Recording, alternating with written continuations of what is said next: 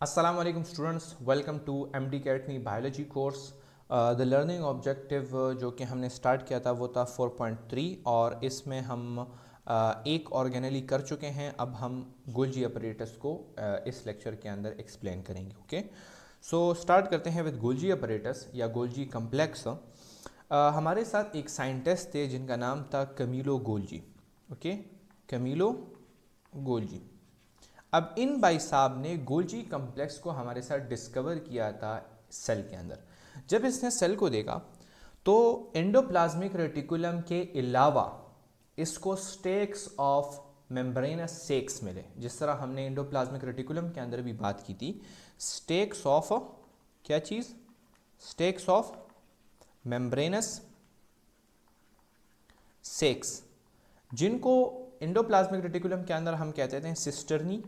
सही है, तो यहाँ पर भी उन्हीं का नाम है सिस्टर्नी। ये आपको एक सिस्टर्नी नज़र आ रही है, this is second one cisternae. Sex of membrane bounded sex मिले और उसके साथ इसको वेजिकल्स मिले एसोसिएटेड, और यहाँ पर हमारे साथ ये आप देख रहे हैं दीज आर एक्चुअली ट्यूब्यूल्स, इसको मिले ट्यूब्यूल्स। तो ये जो पूरा स्ट्रक्चर इसने सेल के अंदर देखा, इसने इसको कहा गोल्जी कम्प्लेक्स। ओके, तो एंडोप्लाज्मिक रेटिकुलम के अलावा एक दूसरा स्ट्रक्चर हमारे साथ सेल के अंदर पाया जाता है जिसमें भी हमारे साथ एंडोप्लाज्मिक रेटिकुलम ही की तरह सिस्टर्नीज हैं, साथ में हमारे साथ एसोसिएटेड वेजिकल्स हैं, साथ में ट्यूब्यूल्स हैं। एक डिफरेंस है एंडोप्लाज्मिक रेटिकुलम से, वो ये है कि इसके सरफेस के ऊपर हमारे साथ राइबोसोम्स नहीं पाए जाते। ओके, तो इस स्ट्रक्चर को कमीलो गोल्जी ने नाम दिया गोल्जी अपरेटस का। सही है, तो stakes of flattened membrane bounded sex हैं जिनको हमने सिस्टर्नी का नाम दिया। सही है, अलॉन्ग विद एसोसिएटेड वेजिकल्स हैं। ये आपको क्या नज़र आ रहे हैं, ये आपको वेजिकल्स नज़र आ रहे हैं। सही है, एंड मेड अप ऑफ, अच्छा ये एक बहुत ही ज़्यादा इंपॉर्टेंट बात है जो कि आपको अपने जहन में रखनी चाहिए और यहाँ पर ही मोस्ट स्टूडेंट जो है तो वो कंफ्यूज होते हैं।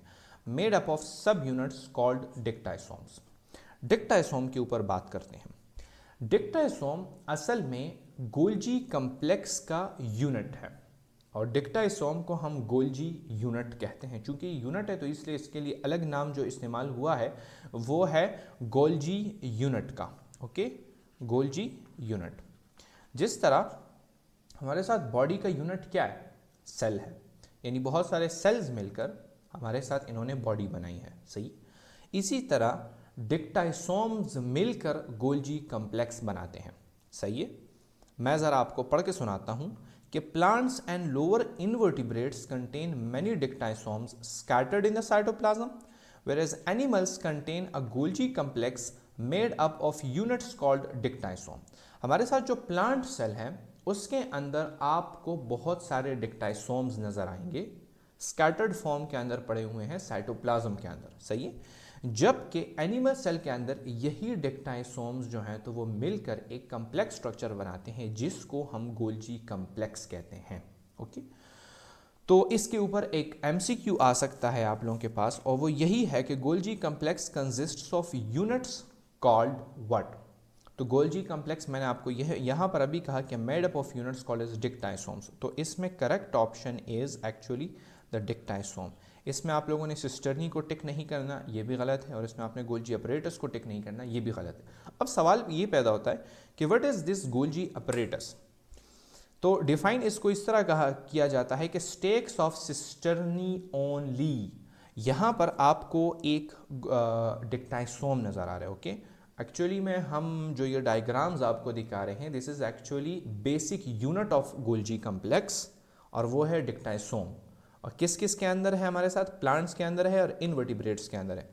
तो इस ही से अगर हम ये हटा दें, ये वेजिकल्स और साथ में ये ट्यूब्यूल्स हटा दें और हम सिर्फ इस स्ट्रक्चर को कंसिडर करें तो इस स्ट्रक्चर को गोल्जी अपरेटस कहा जाता है। ओके, अच्छा मैं इन चीज़ों को एक बार और रिपीट करता हूँ because these are actually important. हमारे साथ गोल्जी कम्प्लेक्स पाया जाता है, सही है, एनिमल सेल के अंदर, और वो क्या होता है, stakes of flattened membrane bounded sex हैं और इसके साथ एसोसिएटेड वेजिकल्स हैं। अगर तो हम सिर्फ इन फ्लैटेंड मेम्ब्रेन बाउंडेड सेक्स को कंसिडर करें तो फिर इसको हम कहते हैं गोल्जी अपरेटस। सही है, और ये गोल्जी कम्प्लेक्स जो है तो ये हमारे साथ सब यूनिट से बना हुआ है जिनको हम कहते हैं डिक्टाइसोम। और एक डिक्टाइसोम हमारे साथ एक फंक्शनल यूनिट है, यानी ये अलहदा काम कर सकता है, तो इसमें हमारे साथ क्या होगा, एक फुल फंक्शनल यूनिट है, तो बंडल ऑफ सिस्टर्नी भी है ये, along with associated tubules and vesicles. सही है। एक डिक्टाइसोम हमारे साथ छोटा है और जो गोल्जी कॉम्प्लेक्स है वो हमारे साथ बड़ा है। डिक्टाइसोम के अंदर भी हमारे साथ स्टेक्स ऑफ सिस्टर्नी है, साथ में एसोसिएटेड वेसिकल्स हैं, साथ में ट्यूब्यूल्स हैं। जबकि जो गोल्जी कॉम्प्लेक्स है वो हमारे साथ बड़ा है, इन ही डिक्टाइसोम्स के मिलने से बना हुआ है, लेकिन चूंकि डिक्टाइसोम में ये सारी चीज़ें मौजूद हैं तो गोल्जी कॉम्प्लेक्स के अंदर तो खामखा ये चीज़ें मौजूद होंगी। सही है, क्या होंगी, स्टेक्स ऑफ सिस्टर्नी होगा, साथ में वेसिकल्स होंगे, और साथ में क्या होगा, हमारे साथ ट्यूब्यूल्स होंगे। ओके, यहाँ तक I think I am clear right now. अब हमारे साथ डिक्टाइसोम या गोल्जी कॉम्प्लेक्स के दो फेसेस होते हैं, या दो एंड्स आप इसको कह सकते हैं। सही है, तो बुक में इसको फेसेस का नाम दिया गया है और इसके ऊपर एमसीक्यूज काफ़ी आ जाते हैं। ओके, या डिक्टाइसोम, सही है, उसके सब यूनिट आप ले लो या बड़ी चीज़ आप ले लो, बात वही है। सही, एक है हमारे साथ सिस फेस। सिस फेस को हम कहते हैं फॉर्मिंग फेस, और ये हमारे साथ outer end of the Golgi complex होता है, और ये हमारे साथ होता है कन्वेक्स।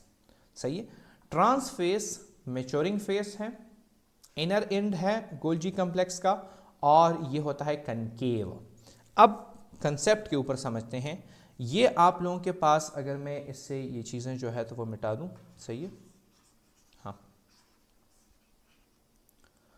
ये आप लोगों के पास सिस फेस है या फॉर्मिंग फेस।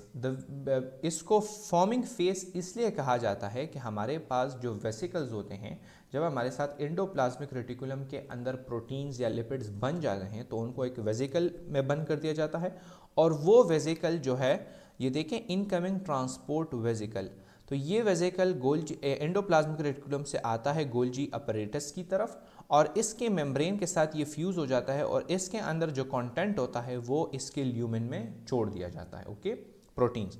तो ये फॉर्मिंग फेस है, यानी यहाँ से हमारे साथ जो ये सिस्टर्नीज हैं ये फॉर्म हो रही होती हैं।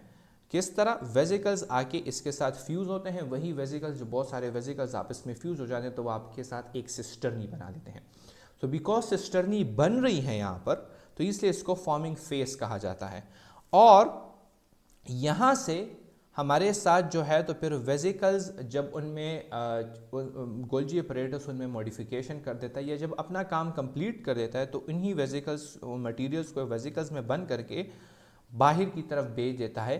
किसकी तरफ, सेल मेम्ब्रेन की तरफ। तो यहाँ पर आप लोगों के पास क्या है, यहाँ पर आप लोगों के पास सेल मेम्ब्रेन है। ओके,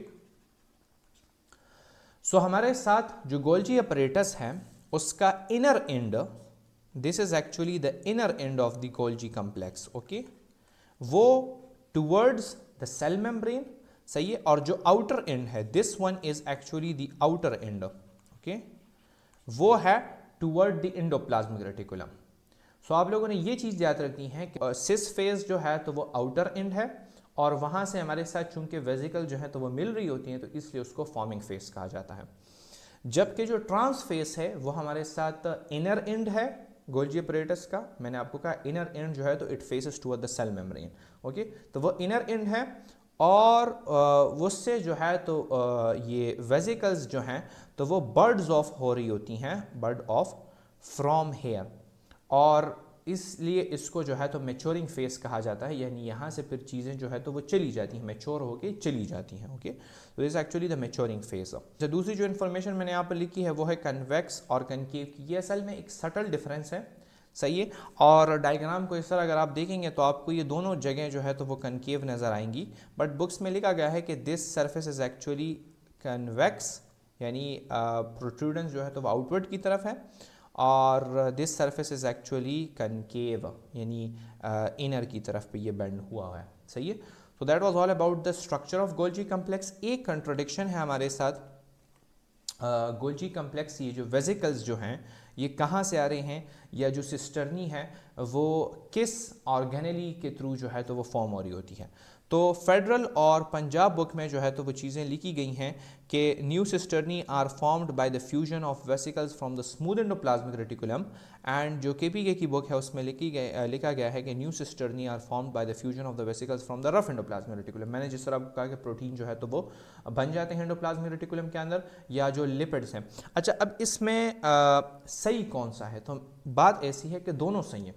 जब हमारे साथ प्रोटीन्स बनते हैं तो प्रोटीन्स कहाँ पर बनते हैं? प्रोटीन्स हमारे साथ रफ एंडोप्लाज्मिक रेटिकुलम के अंदर बनते हैं। तो वो रफ एंडोप्लाज्मिक रेटिकुलम ही से वेसिकल्स में बन करके गोल्जी अपैरेटस की तरफ भेज दिए जाते हैं। जबकि जो लिपिड्स हैं वो हमारे साथ स्मूथ एंडोप्लाज्मिक रेटिकुलम के अंदर बन रहे होते हैं, तो वो स्मूथ एंडोप्लाज्मिक रेटिकुलम से बर्ड ऑफ होके आ जाते हैं किसके पास? ये गोल्जी अपैरेटस के पास। तो ये दोनों बातें ट्रू हैं, लेकिन जिस प्रोविंस के अंदर आप हैं और जिस प्रोविंस का आप टेस्ट दे रहे हैं, आप उस ही जगह को फॉलो करें तो बेहतर है। बाकी मैंने आप लोगों को पिछले लेक्चर में भी कहा था कि कॉन्ट्रडिक्शन, चूंकि सेंट्रलाइज्ड क्वेश्चन बैंक है, तो कॉन्ट्रडिक्शंस एमसीक्यूज में नहीं पूछे जाएंगे। ओके, अच्छा, इसके बाद आते हैं हम functions of the Golgi complex के ऊपर। तो फंक्शंस क्या है, वन बाय वन हम इसको पढ़ते हैं। सबसे मेन फंक्शन जो गोल्जी कम्प्लेक्स का है वो है कि it is involve in the processing of cell secretions. अच्छा, let me make a cell right here. सही है, ये आपके पास एक सेल है, ये आपके पास न्यूक्लियस है, न्यूक्लियस के इर्द गिर्द आप लोगों के पास एंडोप्लाज्मिक रेटिकुलम था। सही है, और उसके बाद जो है तो आप लोगों के पास क्या है? गोल्जी अपैरेटस है। जिस तरह मैंने आपको कहा कि दिस सर्फेस इज कन्वेक्स, सही है, और दिस सर्फेस इज कनकेव, जो कि इनर साइड है। होता क्या है हमारे साथ, मैं यहाँ पर मार्कर जो है तो वो चेंज कर देता हूँ। ओके, हमारे साथ एंजाइम्स की हम मिसाल देते हैं। चूँकि हम सिक्रीशंस की बात करें तो वो एंजाइम भी हो सकती है, वो हार्मोन भी हो सकती है। ओके, बाकी चीज़ें भी हो सकती हैं। तो एंजाइम्स हमारे साथ क्या है? These are actually proteins. Proteins कहाँ पर बनते हैं? हमारे साथ रफ एंडोप्लाज्मिक रेटिकुलम के अंदर बनते हैं प्रोटीन्स। उनको वेसिकल्स के अंदर जो है तो वो स्टोर कर दिया जाता है, और वो वेसिकल्स जो आती हैं तो वो सिस फेस के पास आती हैं। फिर उन वेसिकल्स में जो प्रोटीन्स हैं उनके ऊपर फर्दर काम होते होते होते जब वो मैच्योर हो जाते हैं, फिर उनको फर्दर वेसिकल्स के अंदर बंद कर दिया जाता है। और ये वेसिकल्स जो हैं तो ये आते हैं और ये सेल मेम्ब्रेन के साथ जो है तो वो फ्यूज़ होते हैं, और अपना जो कंटेंट है वो सेल के बाहर जो है तो वो रिलीज़ कर देते हैं। तो चूंकि इसका सिक्रीशन के अंदर रोल है, तो ये होगा क्या? Abundant in glandular secretory cells. Secretory cells हमारे साथ कौन से हैं? जितने भी ग्लैंड्स के सेल हैं। मसलन हम अगर पेनक्रियाज को ले लें तो डाइजेस्टिव एंजाइम पेनक्रियाज जो है तो वो रिलीज़ कर रहा होता है, सो उसमें गोल्जी कम्प्लेक्स का रोल है। जो बाकी फंक्शंस है वो भी इससे रिलेटेड फंक्शन है। सही है, storage and modification of protein. जिस तरह मैंने आपको यहाँ पर कहा कि जब प्रोटीन्स बन जाते हैं तो वो प्रोटीन्स को भेज देता है rough endoplasmic reticulum Golgi apparatus की तरफ। सही है, तो गोल्जी अपैरेटस उन प्रोटीन को स्टोर करके भी रखता है। सही है, एक फंक्शन इसका ये हुआ। दूसरा ये कि इट मॉडिफाइज, और सिर्फ प्रोटीन नहीं, लिपिड्स भी, it modifies those proteins or lipids. किस तरह? हमारे साथ कुछ कंपाउंड्स हैं जिनको हम कहते हैं कंजुगेटेड कंपाउंड्स। Okay, conjugated. और कंजुगेटेड में क्या आते हैं? हमारे साथ ग्लाइकोलिपिड्स आते हैं। सही है, ग्लाइकोलिपिड्स हो गए, या हमारे साथ जो है तो ग्लाइकोप्रोटीन्स, ग्लाइकोप्रोटीन्स। सही है, या हमारे साथ लाइपोप्रोटीन्स। Okay, lipoproteins. तो ये सारी चीज़ें क्या है हमारे साथ? ग्लाइकोलिपिड्स में लिपिड्स के साथ हमारे साथ कार्बोहाइड्रेट्स अटैच होते हैं। ग्लाइकोप्रोटीन्स में प्रोटीन्स के साथ कार्बोहाइड्रेट्स अटैच होते हैं। लाइपोप्रोटीन में प्रोटीन्स के साथ जो है तो लिपिड्स अटैच होते हैं, या हम कह सकते हैं कि लिपिड्स के साथ प्रोटीन्स अटैच होते हैं। तो ये जो प्रोटीन्स या लिपिड्स गोल्जी कम्प्लेक्स के पास भेज दिए जाते हैं, तो ये ही इनसे जो है तो वो कंजुगेटेड कंपाउंड जो है तो वो बना रहा होता है। इनके साथ कार्बोहाइड्रेट्स ऐड करके ग्लाइकोलिपिड्स या ग्लाइकोप्रोटीन्स बना रहा होता है। इनके साथ फिर प्रोटीन्स ऐड करके लाइपोप्रोटीन्स या लाइपोप्रोटीन्स बना रहा होता है। उसके तो दूसरा कोई कुछ है ही नहीं। सही है, सो ये मॉडिफिकेशन कर रहा होता है। इसके अलावा भी एक मॉडिफिकेशन ये कर रहा होता है जिसको हम इसमें पढ़ेंगे, और वो है Golgi complex can also function, can नहीं, Golgi complex also functions as the post office of the cell.